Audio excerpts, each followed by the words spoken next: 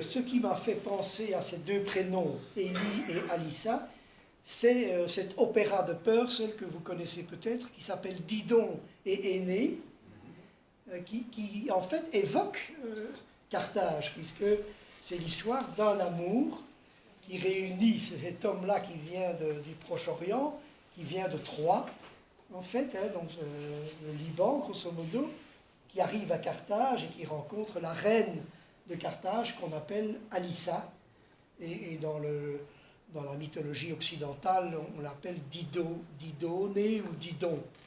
Et donc je me suis dit, et ça c'est le travail du romancier, je vais, dans ce long trajet en voiture que ces deux héros font, Élie va avoir le goût de partager cet opéra éminemment occidental écrit en 1650 en Angleterre par Alissa, qui va trouver ça très beau, qui va peu à peu s'y intéresser, y compris au texte, pas seulement à la musique, et qui donc va découvrir, notamment au fil du récit, qui va découvrir une similitude entre sa condition de jeune Tunisienne amoureuse et de cette personne qui vient de loin et qui se rencontrent, et il y a d'abord une amitié qui naît, et puis un véritable amour dans le cadre de la Révolution.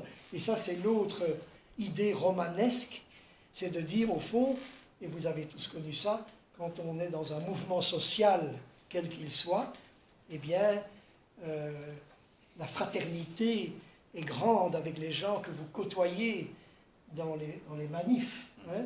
Le cortège, la proximité des corps, la tendresse qui naît de cette proximité. Vous savez, à Tunis, si vous vous réunissez devant le bâtiment de l'UGTT, c'est la place Mohamed Ali, c'est large, assez large. Et puis après, le dirigeant syndical dit « Allons sur l'avenue Bourguiba ». Alors on passe dans une toute petite rue. Et donc on est forcément très serré. Et je pense que l'amour entre Alissa et Élie est né dans ce rétrécissement. En ayant cette proximité des corps, peut-être même a-t-il mis son bras comme ça, peut-être même lui a-t-il pris la main, je ne sais pas, j'étais là, puisque ce sont mes personnages, en même temps je n'étais pas là dans les détails, donc mais j'imagine qu'ils se sont donné la main, et puis tous les deux surpris par ce geste spontané. Vous savez, en Tunisie, comme d'ailleurs au Maroc, on ne manifeste pas de manière très spectaculaire ces sentiments. Il faut être quand même assez discret. Et une bonne raison pour tenir la main d'une jeune fille, c'est de traverser la rue. Parce que là, il y a une raison rationnelle de le faire. Parce que c'est pour lui éviter de faire des imprudences pendant qu'on traverse la rue. Donc là, vous prenez la main de votre fiancé et vous traversez la rue. Vous pouvez faire ça une fois dans un sens, une fois dans l'autre.